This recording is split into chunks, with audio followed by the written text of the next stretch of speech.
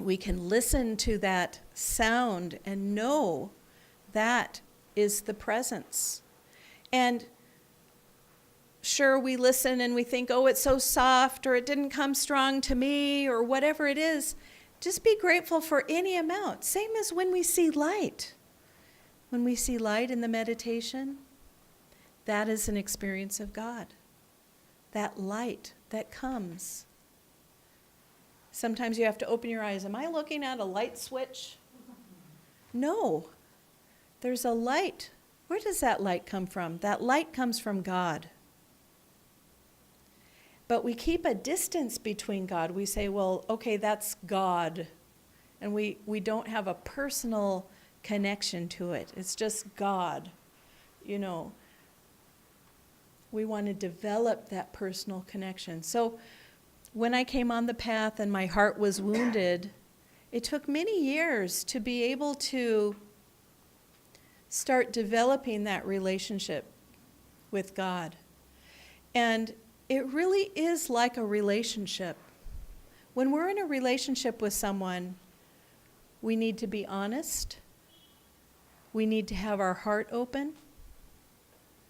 We need to say, what was that? We say, help me understand what that was. You know, you don't tell someone over there, hey, help me understand. That's someone who's close to you. Help me understand. I want to. And we take one step towards God, we get 2 steps towards us. When we're not feeling the presence of Him, it's one, we're just too restless in the heart. That restlessness is, you know, everywhere outside of us. Everywhere. You can't even take a walk and be relaxed unless you're in a park or someplace where the cars can't zoom past you 1 inch away from your body. You think, oh, I'm going to go for a nice little walk, and then can't even have that. That's restless energy. That makes us restless. So we have to find those times, those sacred times, when we say, okay, it's okay for me to not be restless right now. You know, sometimes we're restless to avoid feelings about things. Maybe we have unresolved feelings in our heart, and so we're restless so we don't have to feel what's actually going on in there. So in a relationship, we do our work, and our work is, how do I get my heart open? How do I resolve any unresolved feelings inside of me so that I can have my heart open? How do I bring this concept of God ever more closely towards me in my heart? How do I experience what everyone's talking about? And with Kriya Yoga, we've been given that ability to experience. Now, some Christian saints, and maybe other saints of other religions, pray, and they've been able to have experiences of God, most likely because they karmically had it before when they were meditators in another life, and then they've brought it forward. That meditation is so precious. And when we take the time to meditate in the morning and the evening, the way Master asked us to, you just reap so many benefits from it. If we really want to go for God, recommit if you are not already committed to that regular meditation practice, because it pays off. And we don't do it to get paid. We have to do Nishkam Karma. But it does pay. And when it comes, if we show our gratitude, and I don't mean, I am grateful to you, O God, for coming to me. Not like that. God is here. It is so intimate. And we're saying, thank you, I love you, I love you. If you in your heart can't say, I love you to God, then that means there's some heart-opening stuff that needs to happen. And it's when we open up, God is always saying, I love you, but we don't hear it. But as soon as we start saying, I love you, come to me, help me feel your vibration, help me feel your joy and your love. When we have that intimate connection, then that is the start of a beautiful relationship. And we can build on that. That's the basis of the relationship. We need to get to that point where it's just this intimate thing. That's more than just practicing the presence of God. Practicing the presence of God, beginner style, is, okay, I haven't thought of God for 30 minutes. I better think of God now. Hello, God. Going for God, practicing the presence, is feeling him intimately in the heart and not depending on other people. Will you please pray so that I can heal? Will you please pray so, this thing can happen in my life? Everybody, please pray for me. That's fine. And it helps. We know. Even scientists have proven prayer works. But what about our own prayer, our own intimate connection to God? We can feel whether something's going to happen or not. Life doesn't have to be a huge surprise. Sometimes you feel the cards are stacked against you. And you go, okay, here we go. Or is this one of those here we go? Sometimes you don't know. And you could say, God, don't make it happen. Don't make it happen. Don't make it happen. But maybe God's saying, there's some karma coming your way. Get ready and face it. Because if we don't face it, it will chase us. And so when we face it, we get so rewarded, especially when we face it with strength and courage and doing the best we can. We're not looking for perfection here, but if we do the best we can when we have to face it, so many blessings come from it, and we feel stronger. And we go, you know what? I can feel stronger. There was this experience I had many years ago of someone who was very scary to me, and they were my superior, I could put it that way. Scary person, always very strong, not very soft, and not really my style. I mean, I can be strong, but I don't really get into, like, do it! I'm just not into that. So this person was, do it! And, like, kind of stomps on people and their feelings and everything. And I would avoid this person. And I could. I could avoid this person. And then one day I said, but I was always still afraid. And Swami was saying, if you care what someone thinks, you're going to be enslaved to them. So finally, I decided I am not going to avoid this person anymore. And I would be really afraid in their presence. And then I realized what I was allowing them to do was kind of permeate my personal space.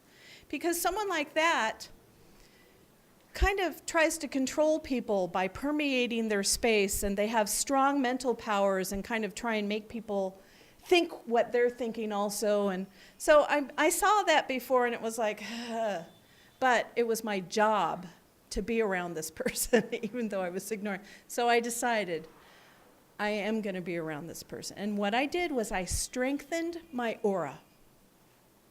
I started doing affirmations to keep that person out of my aura so that I didn't feel them in me so much when I was around them. And when I did that, it took a long time. It took months to get to a place where I could say, I'm around you. I don't agree with your way. You have a huge value, though, to me and to many. And so I accept you as you are, and now you can't permeate my aura. And I just felt so much stronger after going through that experience. So we don't have to be afraid of big, scary people. You know, and I never said a word. I didn't say, stop being that way. When you're that way, it really bothers me. Instead, I just worked on my own spine. I worked on my aura. I saw my problem in the situation, which was I'm being too sensitive and permeable to this person's energy. And so I was able to, and whenever I see that person, I put the aura out. I send love with that aura. I don't put pieces of glass on the edge of my aura.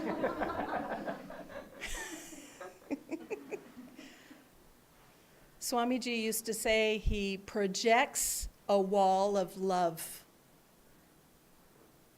which can be helpful. Later on, he said, I realized I don't need to do that all the time. But sometimes we need to do that because we want it to be love, because we don't want to create negative karma. And yet, we also don't want to just feel imposed upon all the time. So it's possible. We can do these things. We can face these difficult situations with the help of God. It took great amounts of prayer and meditation to strengthen that aura and asking for help. And I didn't feel like saying, can you please pray for me? I'm really afraid of this person. And I need you to give me your strength, or, I didn't feel like sharing that with anybody else. So there's not always situations where we want to pray about it. I wouldn't even talk about it unless I had had a positive win with this situation. That was a long time ago. Good lesson. But we can get through these lessons when we hold God intimately. One thing that Swamiji could do when he walked into a room is give everyone that experience of God. You could feel his aura filled with the presence of God. He was always in the presence of God. There was no practicing. He was in the presence of God. We can do that too. It doesn't mean that, you walk through the center and you're in bliss and anyone else will feel it. It's really nobody else's business. And if we're trying to say, hey, everybody, then you'll lose it. And we're all here to be deep in God together. We're all here to experience God. We're all here to perfect our techniques in the meditation. We're all here to do that. There's no someone does it better than this person or that person. We're all here to do that together. And it's such a blessing that we're all here to do that together. It really is. And it's a joy to see the Sangha grow as it's been growing. Yoganandaji said that the organization has a revolving door, and it's true. But when people go, very often they come back. And sometimes people go because they don't feel like meditating. Really, this is a place for those who meditate or those who strive to meditate better. No one's the sadhana police. Your sadhana is between you and God. But if you have that intention, Lord, I do want to meditate regularly, I do want to meditate deeply, then you have a place here. Don't have to practice things perfectly to be a part of this spiritual family. And this is where group support helps. I think many of you who come to the group sadhanas feel that strength that everybody gains together by meditating together. It's a deep blessing. So as we go into this Christmas season, try and make it a goal to not just practice the presence of God, but to be in that presence. Try it. If it means taking a seclusion day, take a seclusion day and just have it be sweet between you and God. Seclusion day doesn't have to mean, okay, I got to meditate 6 hours and I've got to, lash my back with tapasya and, I'll say this japa 5,000 times. And, it doesn't have to just be, we're going to talk about the renunciate order a little bit later. It doesn't have to just be not this, not that, neti, neti, neti, neti. This is a path of joy. We're so blessed. It's a Dwapara Yuga path of joy. Even in the renunciation, it's a path of joy. And so anyway, it's so wonderful to see so many joyful faces here. And God bless you all, and may this season that we're in bring you very, very deeply in God.